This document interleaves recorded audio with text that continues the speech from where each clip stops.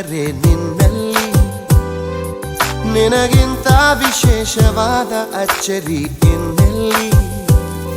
ಈಗ ನೀನು ಎಲ್ಲಿಯೇ ಹೋದರೂ ನಾನು ಹಾಜರು ಬೆನ್ನಲ್ಲಿ.